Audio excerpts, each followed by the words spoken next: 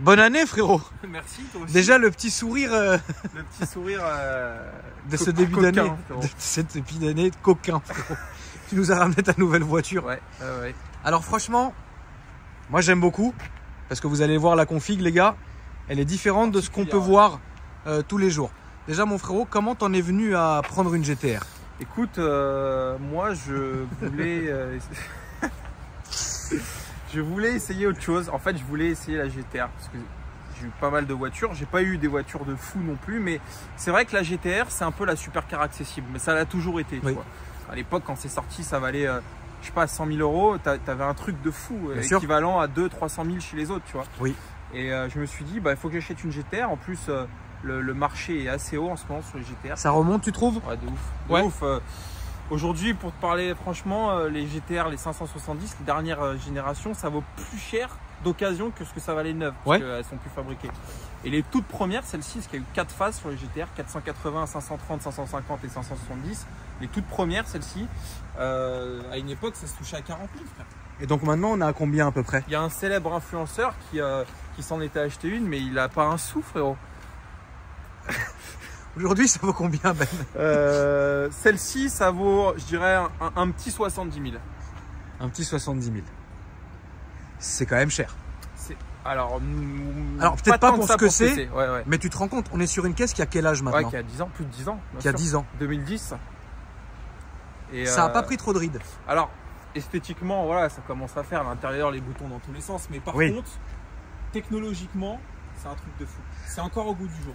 Technologiquement, est-ce que tu pourrais comparer ça à une Porsche une 911 Turbo S? Complètement. C'est la même chose. C'est la même chose. Boîte double embrayage. Pas rentrer dans les détails, mais tu as des différentiels avec des systèmes qui te permettent de répartir le couple sur une ou deux roues. Enfin, c'est vraiment aujourd'hui la technologie d'une Turbo S. Bon, tu as les roues directrices maintenant, mais hormis ça, t'es pas loin du truc, tu vois. Ouais. Ça a 10 ans.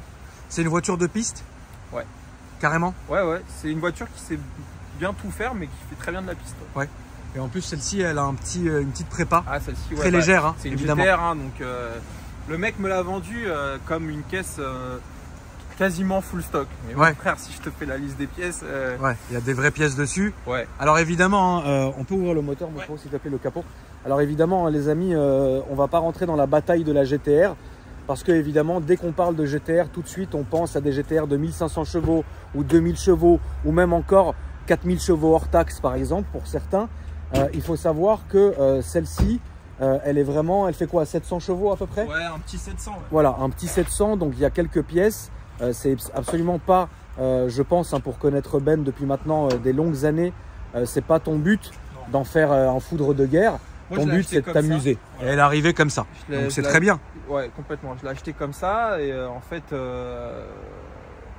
fait, j'avais pour être honnête, j'avais deux projets. La voiture à vendre. Je m'étais dit, j'ai toutes les pièces d'origine. Je m'étais dit, tu la remets full origine, tu vends les pièces à côté, parce qu'il y en a quand même pour quelques sous, et tu la vends d'origine. Parce que vendre une caisse réparée, il faut savoir que c'est pas une plus-value. Non, pas du tout. C'est même limite une perte. Exactement.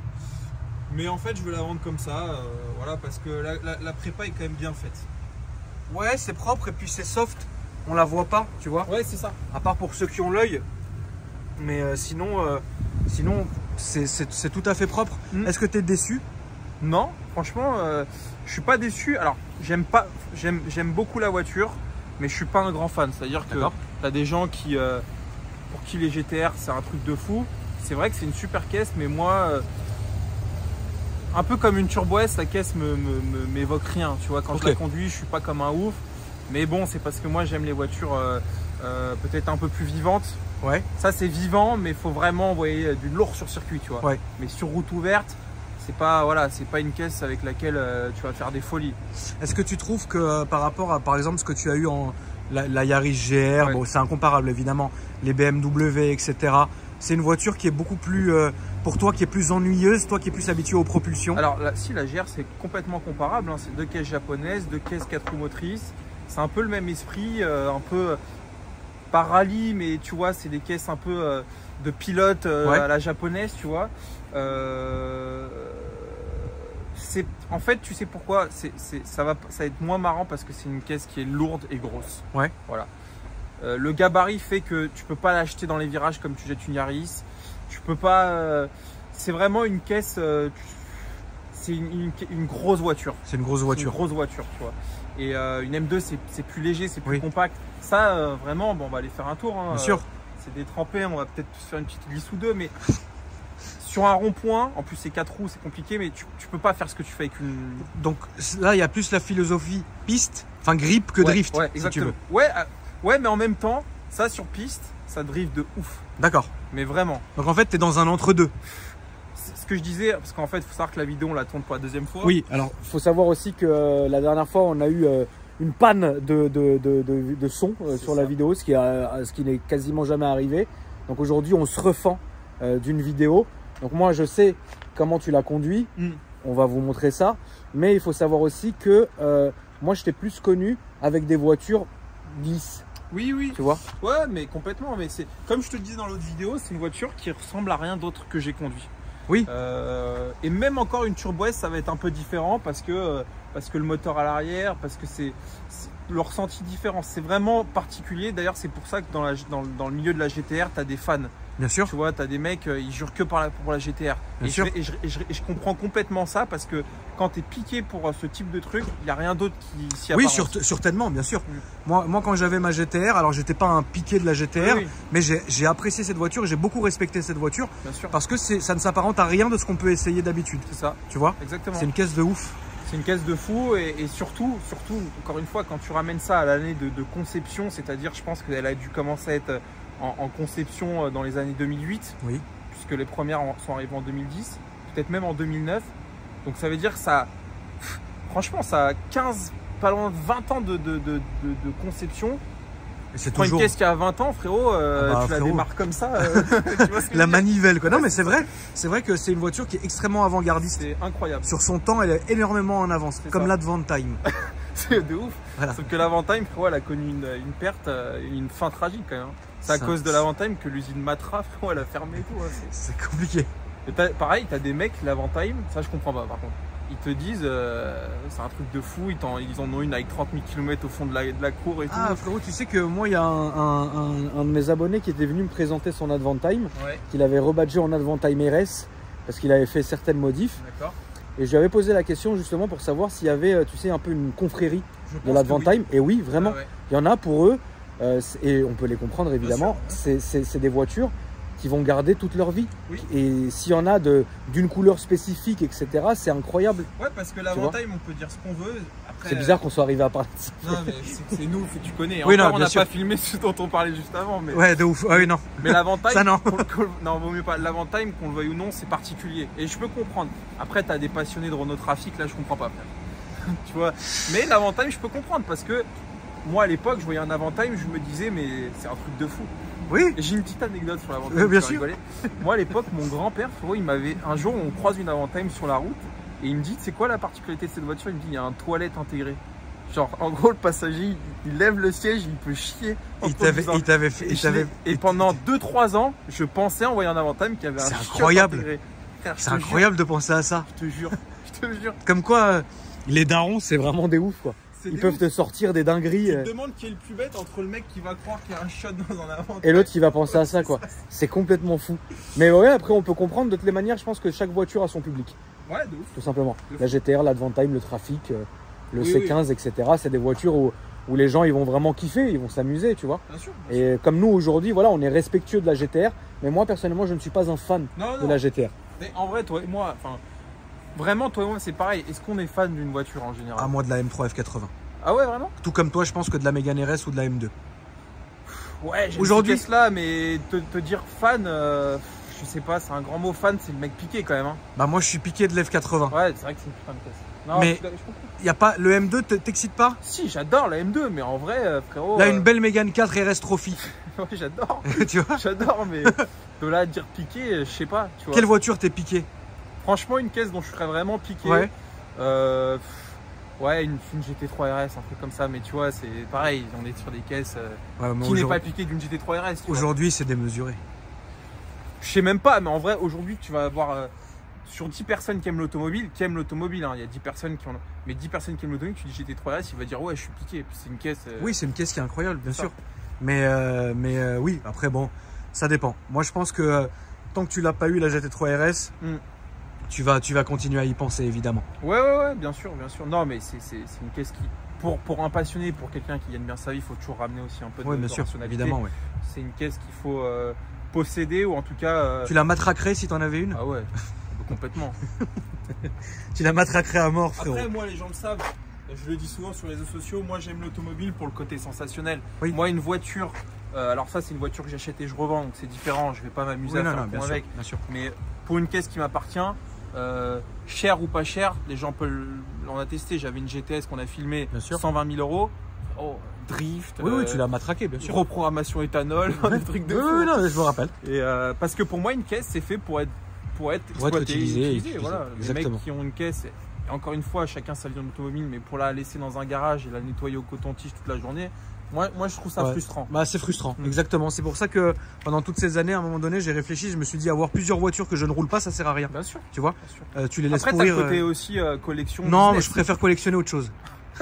Voilà, mais les voir pourrir en bas de la maison et de les sortir une fois toutes les morts d'évêque, ça sert à rien, quoi. Non, c'est vrai. Tu vois. C'est vrai, je suis d'accord. On va faire un tour. Allez, let's go. Allez, on est parti, frérot. Je vais vous montrer un peu la particularité de celle-ci. Elle a un intérieur qui est vraiment pas mal du tout. Elle est dans une configuration qui est très sobre et très élégante. Et ça, ça se voit pas tous les jours sur les GTR, les amis. Regardez, le bel intérieur comme ça. Moi, je trouve que c'est toujours tout à fait au goût du jour, hein, mon frérot. Ouais, sauf la partie, selon moi, infotainment, frérot. Et les compteurs et tout, t'es vraiment à l'ancienne, quoi. Un bouton, une fonction. De toute façon, on peut dire ce qu'on voudra. GTR, ça restera toujours sensationnel. Ça restera toujours une voiture qu'on prendra du plaisir à regarder parce qu'on sait ce que ça vaut. Oui. Et pour la petite histoire, mon frérot, est-ce que tu peux raconter, pour ceux qui ne savent pas, qui a créé ça? Ah oui, c'est Polyphonie Digital, frérot. C'est les mecs qui ont fait Gran Turismo. Hop. Voilà. Polyphonie Digital. Et ça, à l'époque, pareil, c'était un truc de fou parce que s'il n'y avait pas de voiture où tu avais un système. C'était incroyable. C'était incroyable. Aujourd'hui, tu as ça sur les Mégane RS et tout, mais à l'époque, quand c'est sorti, les gens, ils étaient fous. Tu peux voir des trucs que tu avais sur des voitures de course, en fait. Oui, bien sûr. Non, mais ça reste quand même incroyable. Après, tu vois, moi, je pense que ces voitures-là, le fait qu'elles aient repris autant de cotes, c'est aussi quand même dommage. Parce que la GTR, mine de rien, c'était, comme tu le disais, la supercar accessible. Tu vois, alors qu'aujourd'hui, ça devient quand même... bon, c'est pas trop accessible quand tu vois que, par exemple... Après, on comprend tout à fait, hein, mais par exemple, Mehmet, qui lui est un grand collectionneur de GTR, qui en a 5, dont 3 Nismo, à 200 000 balles la bagnole, tu te dis à un moment donné, on est dans les prix de Ferrari, quoi, tu vois. Mais attention, on compare pas, hein. Oui, mais c'est très bien. Quand je suis d'accord avec toi, mais en même temps pas d'accord, je vais te contredire, c'est que la Nismo, tu compares pas ça à une 458, tu vas comparer ça à une 488, tu vas comparer ça à une 488 Pista. Oui, une Pista, ça vaut 400 000 €. Donc la Nismo, elle reste quand même 2 fois moins chère. Et Nismo, c'est un truc de fou, il y a du carbone partout, enfin, c'est vraiment une caisse de piste. C'est de la folie, la Nismo. C'est de la folie. Et la GTR normale, même si c'est cher aujourd'hui, ça restera toujours moins cher que la concurrence. Oui, donc, certainement, bien sûr. Mais oui, effectivement, ce que tu disais, à l'époque, ça valait beaucoup moins cher. À l'époque, ça valait beaucoup moins cher. Moi, je me rappelle à l'époque où on était tous en GTR, que Isma, Dieu et son âme, avait pris comme voiture de fonction à Riyad une GTR. Il l'avait payé à peu près 40-45 000 € en Allemagne. C'est ça. Le projet n'a jamais vu le jour parce que il est décédé malheureusement. Et donc du coup voilà, c'est une voiture qui a été revendue par la suite. Mais c'était ces vrais prix-là qu'on parlait en Allemagne, tu vois. Bien sûr. Celle-ci vient d'où, Loulou? Celle-ci, elle vient de Suède. Ouais. Pourquoi? Parce qu'en Suède, il y a un gros préparateur à qui j'ai acheté celle-ci d'ailleurs. D'accord. La 23 GTR. D'accord. Et ce mec-là, alors va comprendre pourquoi, il prépare toutes les GTR de Suède. Et il y a un vivier de GTR à vendre à cause de ce mec-là en Suède. Ok. Je te jure, qui est assez important. Est-ce que tu peux, parce que toi, on le rappelle aussi maintenant, tu as ton garage, donc Gabriel Consulting, on montrera les réseaux sociaux à la fin. Tu vends des voitures. Qu'est-ce que tu peux nous dire sur l'automobile en général et les marchés? Qu'est-ce qui est dangereux, qu'est-ce qui n'est pas dangereux? En fait, c'est une bonne question. J'ai tendance à penser que l'automobile, franchement, je le dis souvent en story, c'est compliqué. C'est compliqué parce que, comment dire, le marché est haut aujourd'hui, tout est très cher. Oui, c'est vrai. Et même si tu as tendance à te placer un peu de manière raisonnable sur le marché, tu vas galérer à vendre des voitures. Enfin, moi, c'est vrai que je trouve que la rotation est longue. j'ai tendance à penser, toi tu le connais, tu sais mieux que moi, mais l'âge d'or de l'automobile, il est un peu passé. Ouais, bien sûr. À l'époque, tu vendais tout et n'importe quoi à n'importe quel prix. Aujourd'hui, les gens veulent du pas cher, ils veulent de la très bonne qualité, ce que je peux comprendre. Je suis pas en train de juger, mais c'est vrai que c'est devenu compliqué. Donc c'est pour ça que j'essaye des produits, une typologie de produits différentes. J'essaye la GTR, j'ai une M2, j'ai pas mal de caisses et j'essaye vraiment de jauger un peu. Et ce que je peux te dire, en tout cas, c'est ce qui se vend bien, c'est de la Renault Sport. Oui, bah oui. Moi, de la Mégane RS, j'ai dû en vendre une trentaine depuis le début de l'année. Et si ta Mégane elle est de bonne qualité, ça se vendra direct. Exactement. Parce que ça reste, quoi qu'il arrive, une très bonne voiture. Beaucoup de critiques, etc. Mais quoi qu'il arrive, même si on. Voilà, c'est des voitures, les Mégane RS, qui sont incroyables. C'est des très bonnes voitures. Bien sûr. Bah, disons que pour le prix, je veux dire, aujourd'hui une 4 RS ça vaut 35 000 €, une belle. C'est une caisse qui est parfaite. Alors, bien sûr, petit problème de fiabilité, mais c'est des super caisses. Aujourd'hui, 35 000 €, t'as quoi chez les Allemands? T'as rien. Non. Enfin, t'as pas grand chose, on va dire. Pas grand chose. À part un truc occasion, kilométré. Donc vous allez le voir quand Ben va commencer à accélérer.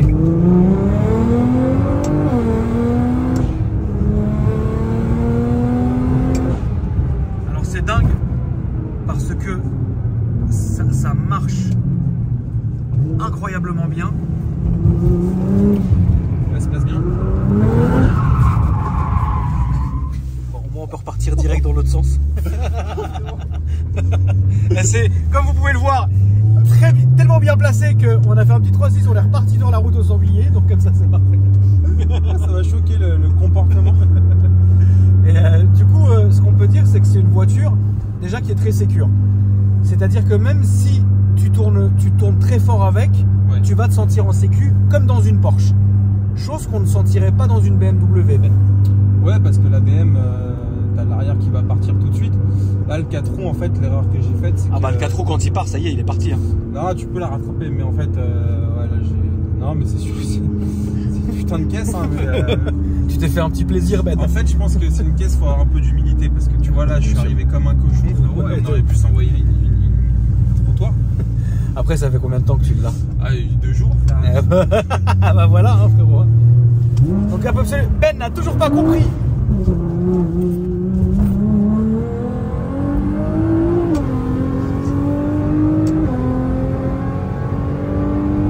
Tu penses quoi de la boîte, Melon? La boîte, c'est un truc de fou. La boîte est dingue, hein. Double embrayage. N'a rien à envier à une boîte de turbo, par exemple. Ouais, c'est ça, ouais. Ouais, non, ça passe très bien, hein. Ouais. Les défauts que tu trouverais à cette caisse-là? Le poids. Ouais, tu le sens quand même? Ouais, c'est lourd. C'est lourd, mais c'est vrai que c'est on va dire, comblé par un super châssis. Le poids et le gabarit, c'est hyper lourd, c'est gros comme voiture.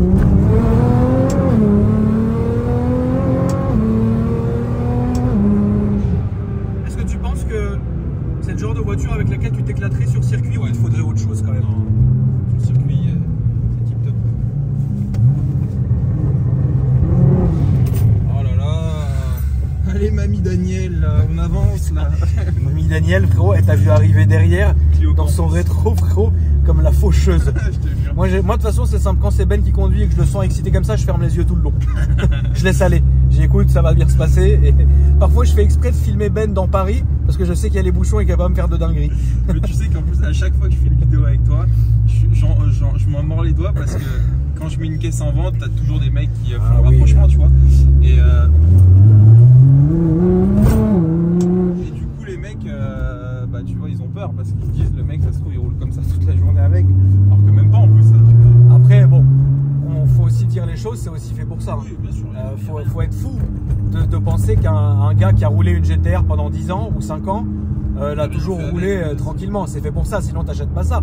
Tout simplement, à chaque voiture son utilité. Après oui, on va partir dans les 1% qui achètent juste la voiture parce qu'elle est belle, mais enfin, c'est du gâchis quand même, tu vois ce que je veux dire. Mais bon.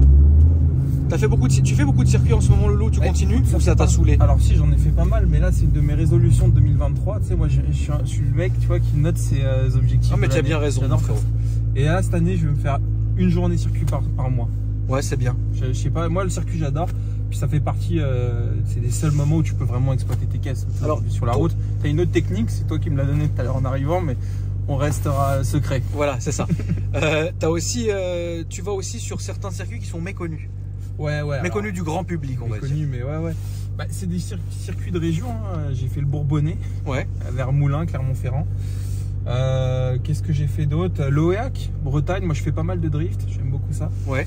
Le drift, ça te permet vraiment d'apprendre à pas faire ce que j'ai fait tout à l'heure. Ah, mais ça, on l'aurait tous fait. Enfin, à un moment, c'est marrant, quoi. Oui. Bon, ça peut être dangereux quand même. Hein. Oui, ça peut être dangereux, frérot. Mais bon, à un moment donné, voilà, tu vois. On sait tous que Ben, il conduit extrêmement bien. Et voilà, ce genre de truc-là arrive, j'aurais sûrement pas fait mieux. Hein, donc, tu vois. Ouais, je sais pas. Si, je pense. Tu te serais dit au bout d'un moment. Je serais arrivé moins. Accélère pas, quoi. Je serais arrivé moins fort. Peut-être. Mais bon, on se retourne tout le temps. Hein. Moi, il n'y a pas une semaine sans que je mette le cul de mon M3 dans un rond-point devant moi. Hein. C'est fait pour ça d'un côté. Tu vois ce que je veux dire. Mais là, qu'est-ce qui te. Les voitures de 2023 que tu aimerais bien essayer, qu'est-ce que ça serait? Bah, la nouvelle M3 là. Alors, je l'ai déjà essayé sur circuit, mais c'est vrai que c'est un truc que j'aimerais bien acheter. C'est un monstre. Ouais, c'est un truc de fou. Mais niveau châssis, ils ont fait un truc de fou, BM en fait. Ouais. Et même la nouvelle M2, tu sais, tout le monde critique le poids. Ah non, moi je la trouve incroyable. Mais ouais, mais en plus tu vas en voir dans la rue, la config, tu vas te dire. Oui, non, mais c'est clair. Bah, comme les nouvelles M3, personne ne pouvait les voir, aujourd'hui tout le monde monte dessus. Bien sûr. Donc la M3.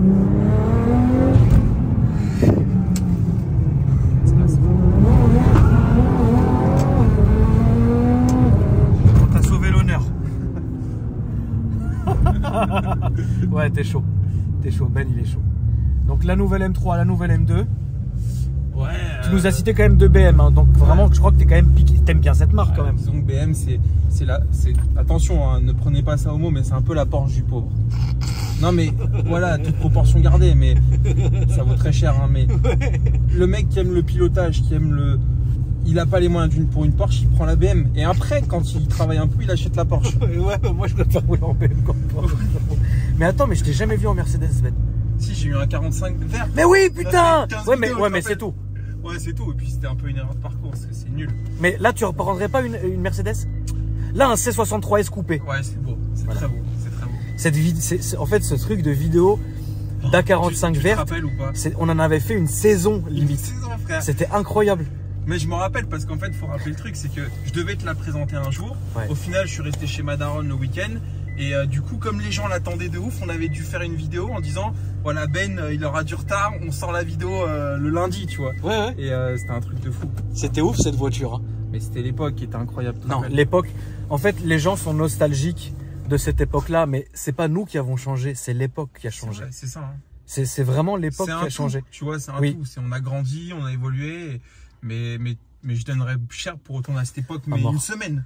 Ah, franchement, moi, j'aurais bien aimé repartir à cette époque-là. Tu sais, on se retrouvait le soir en bas de chez toi à Bocador. Ouais. On faisait rien, frère, mais on kiffait.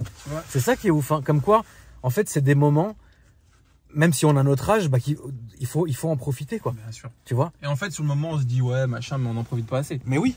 Et putain, je me rappelle, c'était incroyable. C'était la belle époque. Hein. Tu te rappelles quand tu t'étais teint les cheveux, frérot? Teint en gris, frère, en gris cendré. Et que t'es venu bourré présenter ta bagnole. Frère, plein de fois. Et ce que tu sais pas, mais ça je te le dis maintenant, c'est qu'il y a des fois j'étais bourré, mais tu le voyais pas. C'était incroyable. Tu te rappelles, frérot, quand tu venais avec avec Kev, le soir avenue Montaigne, et qu'on se posait, présenter les... C'était incroyable. Faut dire que Paris, ça joue beaucoup. Oui, t'as une atmosphère particulière. Ça c'est à notre charge à nous. Paris joue beaucoup aussi sur les vidéos parce que dans Paris, c'est vrai qu'on peut absolument pas exploiter les voitures. Non. Ça, c'est clair que non. Par contre, il y a un autre truc qui se crée. Voilà, il y a quelque chose d'autre qui se crée et en fait, l'atmosphère va pallier au fait qu'on ne puisse pas exploiter les voitures. C'est ça. Donc c'est vrai que c'est vrai. Mais moi, à l'époque où tu présentais à François 1er, tu sais que même les abonnés, je pense, bon maintenant ils sont habitués, mais les abonnés à une époque, François 1er, c'était un peu la place de leur ville à eux, tu vois, ils s'identifient. En plus, la place est belle. Bien sûr. Et même moi, quand je passe, à chaque fois que je passe pour aller... Moi, ça me rappelle toujours ça. Tout le temps. Après, tu vois, moi, il n'y a rien qui m'empêcherait, si tu veux, de retourner et refaire mes tournages dans Paris. Parce qu'il faut dire la vérité, cette zone-là, elle n'est pas excitante. Il n'y a rien d'excitant, il n'y a rien de bandant. Tu as des bâtiments, tu n'as rien. Mais tu as des routes.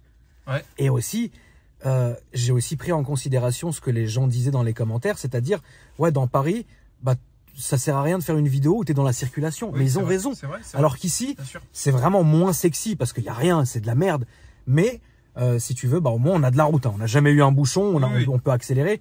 Donc peut-être faire un mix des deux. Mais d'un côté, qu'est-ce qui va me faire choisir de cette voiture-là, faire passer dans Paris, pour que les gens me disent, t'aurais dû la faire passer dans le 95, au moins on aurait eu l'essai. Tu vois. Donc en fait, je suis baisé. Non, mais il n'y a pas d'endroit parfait. Mais le truc, c'est que je pense que c'est plus vis-à-vis de nous. Les gens préfèrent là parce que là, ils peuvent voir. On a fait ça, on n'aura jamais pu faire Jamais de la vie, jamais de la vie. Mais en même temps, nous, on est nostalgique parce que c'est l'époque où c'était la belle époque. Je sais pas, c'est un peu comme quand tu repenses au lycée. Bien sûr. Frérot, le lycée. Frérot, c'était incroyable. Le lycée, frérot. Je passais ma vie à niquer dans ma sans permis. T'as déjà eu des sans permis? J'ai jamais eu de sans permis, mais tu sais que t'as eu des scooters? Jamais, frère. Ah, mais moi, t'es passé à travers tout ça? On m'a niqué ma jeunesse. Bravo. Ça. Ma mère, elle voulait pas que j'ai un scooter, frère. Ni de scooter, ni de sans permis. Rien. Moi, j'ai eu le permis direct. Ta première caisse, c'est la GTI? Non. Attends, c'était laquelle? Oh non, t'as pas connu la Lupo. Ah oui. Lupo, frère. T'as Lupo GTI? Même pas GTI, normal. T'as Lupo, c'était ta première caisse. Ouais. Ensuite? Mégane 2 RS. Je l'ai pas connu. Non. Audi S3, j'en ai quelques-unes. Je l'ai connu? Non. Toi, t'as connu la Golf GTI, c'était peut-être ma 5e ou 6e caisse. D'accord, ok. La grise, là. Avec Brahms l'artiste. Putain, qu'est-ce qu'il devient? Il va bien, il m'envoie des messages tout le temps. Qu'est-ce qu'il fait dans la vie maintenant? Je sais pas, mais il va bien. La première fois que je l'ai vu, il avait un masque et il conduisait le pied levé. C'est ça. Et je crois que ce jour-là, il y avait Georges, GMK. Ouais, aussi, ouais, c'était là, ce jour-là avec Il nous, était grand, il avait une chemise et il faisait peut-être 60 kilos. Ouais, de ouf. De ouf, c'est une époque de ouf, en fait. C'était une époque de C'est une époque de dingue. Mais c'est vrai que j'aimerais bien, la famille, que vous me disiez dans les commentaires. Tu peux montrer tes réseaux, mon frérot, qu'on les montre direct. Que vous me disiez dans les commentaires vraiment qu'on tranche une fois pour toute la question. Est-ce que vous pensez qu'il faudrait que je retourne filmer exclusivement dans Paris? Est-ce qu'il faudrait que je continue à filmer exclusivement ici? Est-ce que vous voudrez qu'on fasse un mix des deux? Dites-moi vraiment dans les commentaires, comme ça on arrête de se poser des questions. Moi, il faut savoir que ça me pose pas de problème, au contraire, de filmer dans Paris, parce que bah ici j'ai tous mes amis, et puis je lave mes voitures ici, donc quoi qu'il, je suis obligé d'y aller tout le temps, mais parce que ça me fait plaisir de les voir. Mais aller dans Paris, c'est pareil, c'est même plus proche de chez moi. Donc ça, c'est ton Insta perso, mon frérot. C'est ça. Et ton Insta de voiture, de ton garage, c'est ça. Exactement. Donc là, mon frérot, tu vas aller voir Riyad. Ouais, je vais voir le frérot. Il va aller voir le petit frérot Riyad, parce qu'il y a une caisse qui l'intéresse, donc ça se fait souvent, hein, les petits échanges entre marchands. Merci mon petit Ben. Bah, merci à vous. Avec plaisir mon frérot. La famille, bonne année encore une fois à vous. J'espère que cette année elle sera top et que vous allez bien vous amuser. Embrassez vos proches et puis continuez, restez chaud. Et puis c'est incroyable parce que cette expression rester chaud, je l'avais beaucoup au début. Et il y a certaines personnes que vous connaissez aujourd'hui, que vous adulez, qui se moquaient de moi. Oh, rester chaud, il a 20 000 abonnés. Bisous mon frérot. Merci frérot. Avec plaisir.